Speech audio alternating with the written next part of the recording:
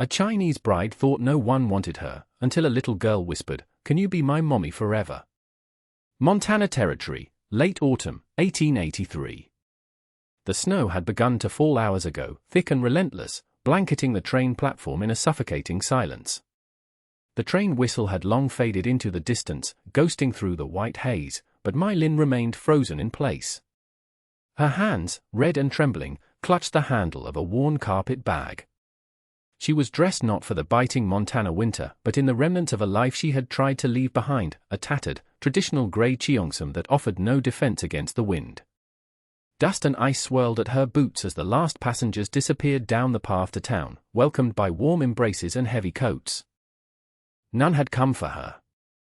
Again. My Lin sat down on a bench carved rough and cold, her spine rigid with the weight of humiliation.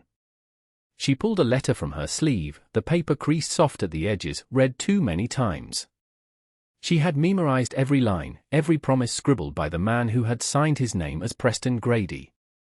"I have a quiet home, a warm hearth, and a place for a kind soul to belong," but no one came.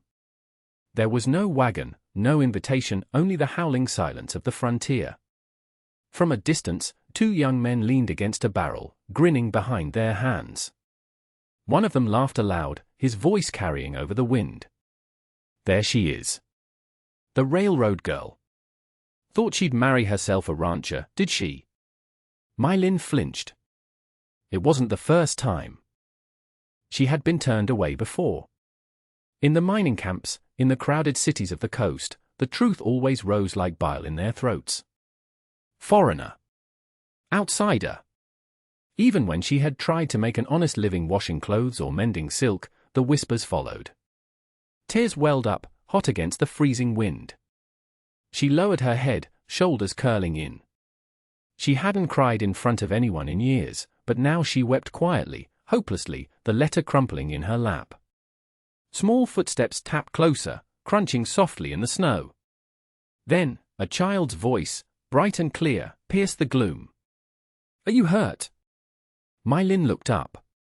A girl no older than 3 stood before her, eyes wide with concern.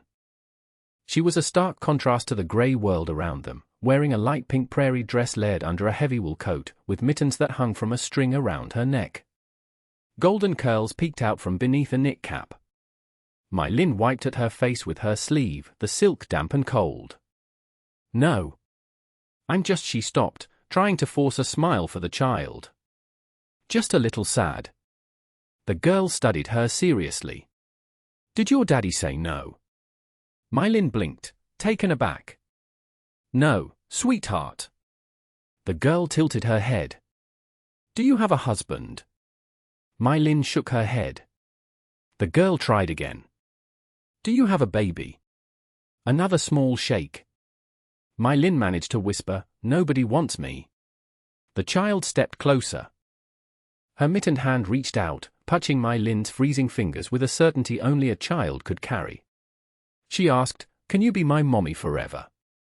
My Lin froze, her heart skipping a beat. Before she could answer, a soft, deep voice spoke from behind them. "Lily." My Lin looked up. A man had approached, quiet on his feet despite the heavy boots. He was broad-shouldered, dark-haired, and older than her by a few years. His coat was patched, his hat worn from long rides, and he had the rough look of someone who had lived through too much and said too little. In one arm, he carried a small sack of supplies. His other hand rested lightly on the child's shoulder. He nodded toward My Lin, his eye scanning her thin dress with a frown. "Sorry. She's got a soft heart." My Lin stood quickly, brushing snow from her cheongsam. "No trouble. She just surprised me." The man's eyes lingered on the crumpled letter in My Lin's hand. "You waiting on someone?" My Lin hesitated, shame flushing her cheeks. "I was. But it seems I've been fooled again."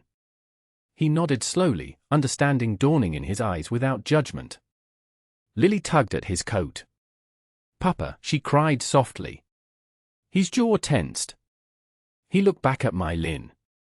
"You've got no place to stay."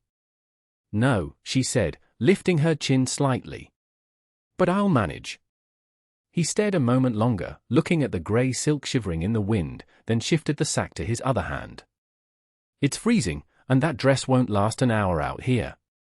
If you want a roof and some warm broth, you're welcome to rest a while.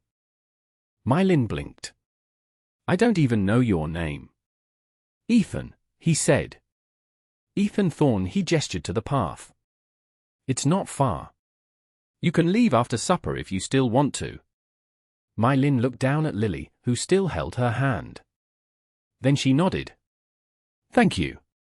And just like that, she followed the man and his daughter into the cold Montana dusk. Not with hope, but with the tiniest flicker of warmth, like a match lit in a blizzard. The path to Ethan Thorne's cabin wound through thin pine and broken hills. The sky had dimmed to a bruised violet by the time they reached it. Nestled in a hollow, the house was small, one room, a low porch, smoke curling from a narrow chimney. Lily pulled her hand gently. It's warm inside, she whispered. Ethan opened the door without a word. The fire was already crackling, casting long shadows on the rough plank walls. A single bed sat against the far corner. A small table, a rocking chair, sparse but clean. You can hang your coat there, Ethan said, gesturing to a hook by the door, then realizing she had no coat, he awkwardly cleared his throat. Or sit by the fire. Mylin hesitated. I won't stay long. Ethan didn't look up from where he removed his boots. That's up to you. But I didn't invite you here to stay forever. Just the night. Mylin's cheeks flushed. I appreciate your honesty. He moved to the hearth, stirring the stew pot. And for the record, I didn't write you any letters. Mylin blinked. You're not Preston Grady. Ethan huffed a dry sound, somewhere between a laugh and a grunt.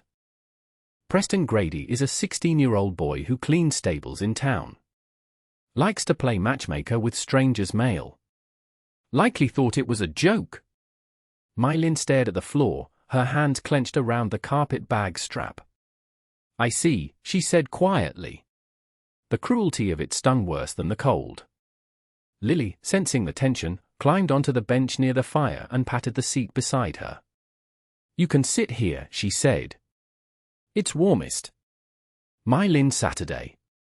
They ate in near silence. Ethan said little, Mylin said less. Only Lily, with her cheerful humming and slurping, seemed untouched by the awkwardness. After supper, Mylin stood. Thank you for the meal. I should go. But before she could reach the door, Lily slipped from her seat and latched onto the grey silk of her dress. No, the child cried. You said you didn't have a house. This is 1 inch. Mylin bent down gently. Sweetheart, this isn't my house. Lily's lip trembled. It can be. Just for a little. Mylin glanced at Ethan, unsure what to say. He leaned back in his chair, arms crossed. She gets attached fast, he muttered. I'll sleep in the barn, Mylin said. Or by the hearth, just for tonight. Ethan didn't answer right away. Then he nodded. You can take the cot. I'll stay up. Mylin looked around, and that's when she saw it. In the corner, tucked behind a stack of folded blankets, hung a small dress, beaded, handmade, the kind worn by indigenous tribes of the plains. Beside it, a low wooden shelf held a few items, a feather, a string of turquoise, and a small pouch of dried sage. Mylin stepped closer. She was native, she asked softly. Ethan's voice came from behind her, guarded. Crow. Mylin turned. He didn't flinch. She died during the frost last year. Fever took her fast. Mylin's heart pulled tight. I'm sorry, she said. Ethan gave no reply, only added another log to the fire. Later, when Lily had drifted to sleep curled beside the dog, Mylin sat by the window with a blanket around her shoulders. Ethan spoke from across the room. You can stay just for a few days. She's calm when you're here. Mylin looked toward him. That's all right. I won't ask for more. He nodded once, then went back to his chair. Neither spoke again that night, but the fire burned low, and the cabin no longer felt like a place meant for one. It began with a shiver. Lily, who had danced barefoot in the cabin that morning, now lay curled on the cot, her skin flushed and damp. By nightfall, her breaths came in shallow gasps, her body trembling beneath the quilt. Ethan hovered beside her, eyes wide with panic. His hands, usually so steady with a hammer or rifle, now shook as he tried to press a wet cloth to her burning forehead. "She's burning up," he muttered. "I don't know what's wrong." Mylin had been sorting herbs she carried in her bag when she heard the strain in his voice. She stood quickly, crossing the room. "What happened?" "She was fine this morning," Ethan said. "Just a sniffle." Then she got quiet. Too quiet. Mylin placed her hand on Lily's cheek. The heat pulsed through the skin like fire under thin ice. "She has a fever," Mylin said calmly. "A bad one." Ethan's mouth tightened. "Can we take her to town?" "Not tonight. The storm is back, and she won't last the trip in the cold." Ethan stood, pacing. "I don't know what to do." Mylin touched his arm. "I do." He looked at her, surprised. "My father," she said, "worked on the railroads, but before that, he was a healer in Guangdong. He taught me things. Things that work when nothing else does." Ethan hesitated, looking at her foreign clothes, her foreign face. Then he looked at his daughter gasping for air. He nodded. "Do it." Mylin moved quickly. She reached into her satchel, pulling out dried roots, ginger, astragalus, and bundles of wrapped leaves. She boiled water, steeped the herbs, and crushed others into a thick paste. She worked without pause, without fear, her movement swift and sure. Ethan watched from the corner, arms crossed but tense. "She is just a child," Mylin murmured as she placed a warm herbal cloth on Lily's chest. "But she burns like she's carrying the world." "She's all I have," Ethan said hoarsely. Mylin did not answer, she kept working. She lifted Lily's head, coaxed her lips open, and dripped the bitter tea slowly past her tongue. The girl whimpered but swallowed. "She needs to sweat it out," Mylin said. "If she does, she'll break the fever before morning." The room settled into quiet, save for the crackle of fire and the occasional moan from the cot. Ethan sat on a stool, elbows on knees, eyes never leaving his daughter. "You've done this before?" he asked softly. Mylin nodded. "Many times. In the camps, doctors would not treat the Chinese workers. We had to save ourselves." Ethan's jaw twitched. "You sound more sure than most doctors I've met." "I had to be," she said simply. "Where I grew up, nobody came for us when we got sick." He studied her face, her calm, her certainty, the gentleness in her hands, and something inside him shifted. He was not used to this, being helped, being watched over. He had always been the one guarding the edges, shielding his family from pain. But tonight, it was Mylin who stood between death and his daughter. Sometime past midnight, the child stirred. Her cheeks were still flushed, but her breath no longer rasped. She opened her eyes. "Mommy," she whispered. Mylin froze. Ethan inhaled sharply. Lily reached out, fingers fumbling, until they found Mylin's hand. She gripped it tightly, then drifted back into sleep. Mylin looked at Ethan, lips parted. She doesn't understand," Mylin said quietly. Ethan's face was unreadable in the firelight, but his voice, when it came, was low. "She knows what feels safe."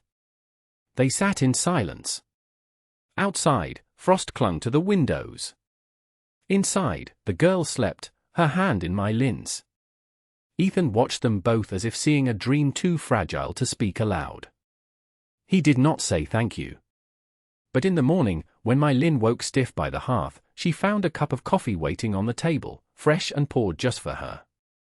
The stars outside blinked cold and clear, scattered across the Montana sky like spilled salt. Inside the cabin, the fire burned low. Lynn sat on the porch step, shawl wrapped tight around her shoulders, a mug of warm tea in her hands. The night was quiet. Lily had fallen asleep hours ago. Ethan stood at the far end of the porch, arms crossed, eyes trained on the tree line.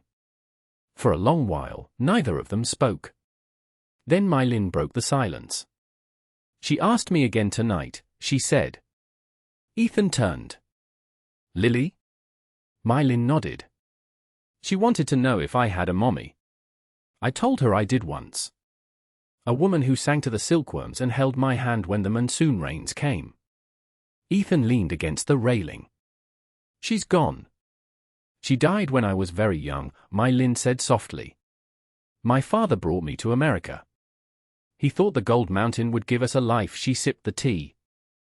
"He died laying track for the Central Pacific. The explosion took him, and the company took his wages." Ethan was quiet. "I was left alone at 12, she continued. "I learned to wash, to cook, to sew. But I never stopped being what they whispered. Foreigner. Yellow peril." She smiled faintly. "I tried to find work in the towns, but no one wants a Chinese girl unless it is for things I would not do." Ethan sat down on the other end of the step. "I filled out that form for the mail-order bride agency," Lynn said, her voice tightening. "It seemed foolish. But I thought maybe someone out there would see past the face, past the blood." Ethan looked at her, long and quiet. "I didn't write you," he said finally. Lynn gave a half smile. "I know." They sat in silence. Then Ethan spoke, his voice low. "I knew a man once who said blood tells the truth of a person." Lynn glanced sideways. "You believe that?" "I did," Ethan said. "Then I married a woman the town called a savage. My wife, Kaya. She was Crow. She had eyes that laughed at me even when her mouth didn't." He stared out into the darkness. "When I brought her back to town, they stared. Whispered that she'd put a spell on me. That our child wouldn't belong to God." Lynn felt her breath catch. "When winter came 3 years ago, I went out to find supplies," Ethan said, the weight of the memory pressing him down. "When I came back, the house was cold. Kaya was gone. Fever took her, but it was the isolation that killed her. No one would come to help a sick Indian woman." He looked at Lynn. "I buried her beneath the cedar tree. Told myself I'd raise Lily alone so no one could take anything else from me. I stopped choosing love. I chose survival." Lynn sat still, her hands clenched. "I understand," she whispered. "I didn't come here to fall in love either," Lynn said. "I just wanted a place where I wouldn't have to say sorry for existing." They looked at each other for a long moment. Nothing romantic passed between them, no brush of fingers, no sudden declarations, only the simple, raw understanding of two people who had survived being unwanted. "She would have liked you," Ethan said after a moment. Lynn smiled faintly. "She made a beautiful daughter." "She was the strongest woman I ever met," Ethan said. Lynn looked at the snow-covered ground. "Then I'll make sure her daughter grows up knowing that." Ethan stood, crossed toward the door, paused, and turned back. "You don't have to stay. I know that. But if you do, you won't owe me anything." "I'm not here to be owed," Lynn replied. "I'm just here." Another silence. But this one didn't ache. It settled around them like a blanket, warm with something like peace. The wind had shifted by mid-afternoon, becoming colder, sharper, with a whisper of fresh snow in its teeth. Lynn had just finished hanging a blanket to dry when she realized the yard was too quiet. "Lily?" No answer. Lynn dropped the blanket, eyes scanning the field. The gate near the tree line stood open. Panic clawed up her throat. She ran, her worn boots pounding across the frozen ground, calling the child's name. "Lily!" She found the little footprints by the stream first, then the pink ribbon from the dress snagged on a thorn bush. And then, a splash, a scream. "Help!" Lynn's heart stopped. Down by the edge of the creek, Lily flailed in the ice-cold water, swept by the current, her small hands grasping for a branch, slipping. "Hold on!" My Lin yelled, already tearing off her heavy borrowed coat, not thinking, only moving. The water was a blade of winter, it stabbed through her skin, her chest, her spine. She gasped but kept going, wading into the freezing mud as she reached for Lily. "Come here. I've got you." Lily sobbed, clinging as My Lin grabbed her under the arms, heaving her toward a half-submerged rock. She pushed the child up with every bit of strength she had left. "Stay there. Hold tight." Lily clutched the rock, trembling. But My Lin, her foot caught between two underwater stones, could not pull free. She tried, pulled, kicked, but the pain shot through her ankle, up her leg. Her arms burned from the cold. Her breath came in ragged gasps. The last thing she saw was Lily's face, pale and wet, eyes wide with terror. Then, the world went dark. Ethan heard the scream just as he reached the cabin. He dropped the bag of feed and ran. No coat, no weapon, only instinct and dread. He followed the trail, his boots crushing the snow. Then he saw them. Lily sobbing on the rock. My Lin floating limp in the stream. He waded in without a word, the water up to his thighs, arms burning. He grabbed My Lin first, pulling her against him, then reached for Lily. "It's okay," he murmured, his voice shaking. "I've got you. I've got you both." The fire roared high that night. Ethan wrapped My Lin in every dry blanket he owned. He stripped off her wet clothes with trembling hands, never looking where he did not need to. Her skin was ice, her lips blue. He held her close, body to body, whispering, "Stay with me, My Lin. Come back." Lily lay asleep nearby, warm and safe now, fingers curled around My Lin's shawl. Ethan stayed awake the entire night, feeding the fire, rubbing warmth back into My Lin's limbs. "Please don't leave me," he whispered. He did not cry, but something in his voice broke. By morning, she stirred. Her eyes blinked open slowly, unfocused. Then she saw him. "Lily," she rasped. "She's safe," Ethan whispered, brushing damp hair from her face. "Because of you." My Lin swallowed hard, her body shook. "I couldn't let her go." "I know," he said, his voice cracking. "You saved my daughter. You could have died." My Lin looked at him for a long time. "I'd do it again." Ethan bowed his head. For a moment, he could not speak. Then, very softly, "Don't ever leave again, My Lin. Don't. Please." She touched his hand weakly, her fingers curling around his. "I wasn't planning to." And for the first time, Ethan did not just see a woman who had arrived by mistake. He saw someone who had chosen to stay. Someone who already belonged. When My Lin awoke fully, it was still dark outside. The fire had died down to embers. Lily was the first to move. She had been sitting quietly by My Lin's side, holding a ragged doll. The moment My Lin stirred, Lily's eyes lit up. She cried, scrambling up onto the cot and wrapping both arms around her. "You woke up." My Lin, still groggy and weak, blinked as the small body pressed into her chest. "Sweetheart." Lily pulled back just enough to look her in the eyes. "Can you be my mommy forever?" The same question. The same tiny voice. But this time, My Lin did not flinch. She pulled the child close again, holding her tightly. Her arms shook, not from the cold anymore, but from the weight of something she had never dared to want. Tears slipped down her cheeks as she whispered, "Yes. Yes, baby. If you'll have me, I will." Lily nodded fiercely, as if sealing a sacred promise, and snuggled under the blanket beside her. My Lin held her like she'd been born to. At the doorway, Ethan stood silent. He had heard it all. He did not interrupt. He did not move. Only when Lily drifted off again did he step outside into the cold. The stars above the cabin flickered behind drifting clouds. Snow had begun to fall again, light, silent, as if the sky were blessing the earth gently. After a while, My Lin rose carefully from the bed. She wrapped herself in a shawl and stepped out onto the porch. Her feet made soft sounds across the wooden planks. Ethan stood with his back to her. My Lin stood beside him. They said nothing at first. Then Ethan cleared his throat. "I ain't much for speeches," he said. "And I ain't got much. Not like others." My Lin watched him, waiting. "I didn't send that letter," he continued. "Didn't plan for this. For you." "I know," she said softly. Ethan hesitated. His hand rose to rake through his hair. "But when I saw you holding her.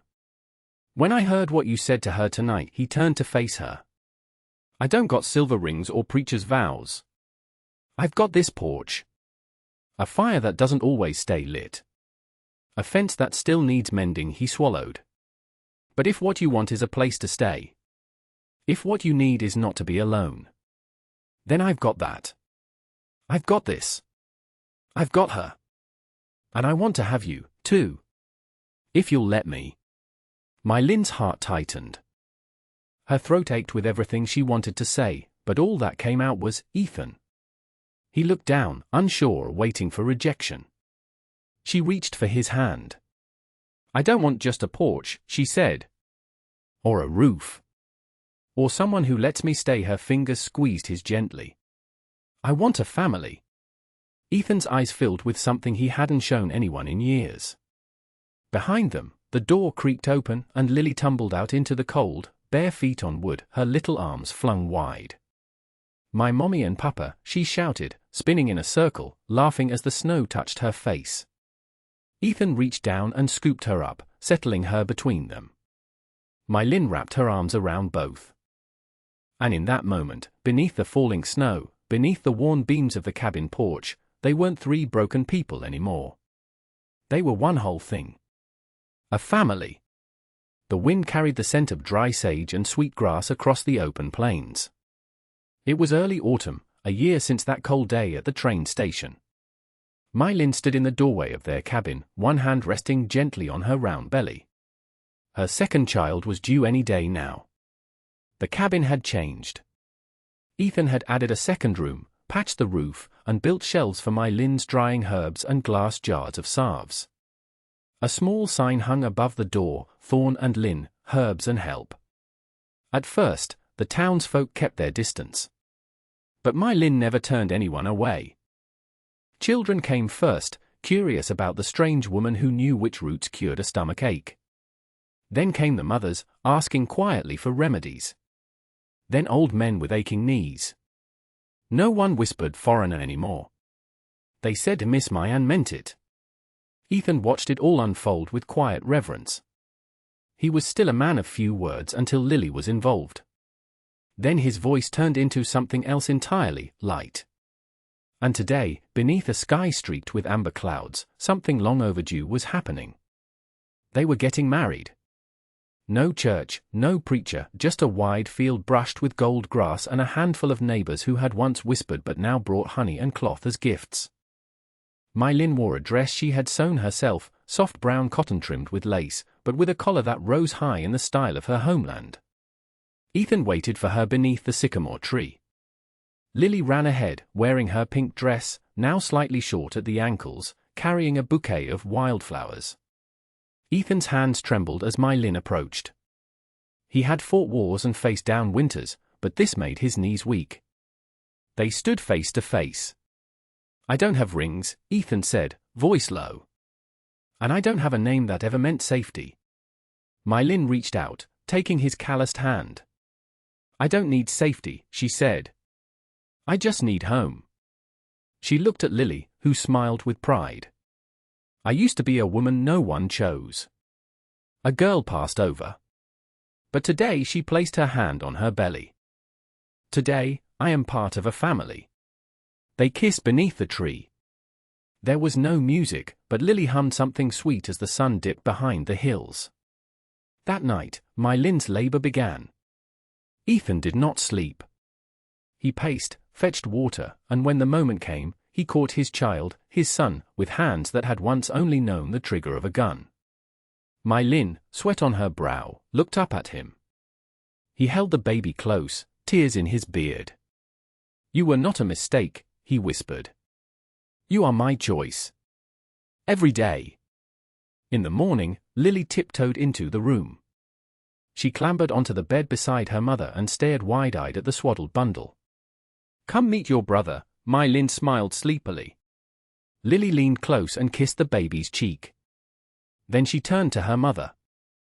"Mama, you picked me, right?" My Lin blinked.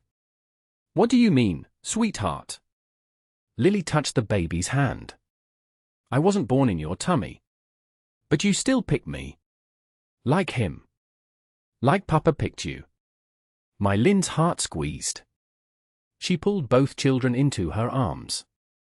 "Yes," she said. "I chose you. Papa chose me. And now we all choose each other. No one's left behind here." Outside, Ethan was tending the garden, humming softly. From where My Lin sat, she could see him bend and pull a weed, then glance toward the window. He smiled. And in that simple, quiet moment, My Lin knew this was a life no one could take from her. It had been built not from what the world gave, but from what they chose to give each other. The story of My Lin, Ethan, and Lily teaches us that family is not defined by bloodlines, but by the conscious choice to love and protect one another. It reminds us that true strength is found not in hardening our hearts against the world, but in remaining open to love despite past rejections and prejudices. My Lin's journey from an outcast to a beloved matriarch shows that our value is not determined by how others see us, but by the kindness and resilience we carry within.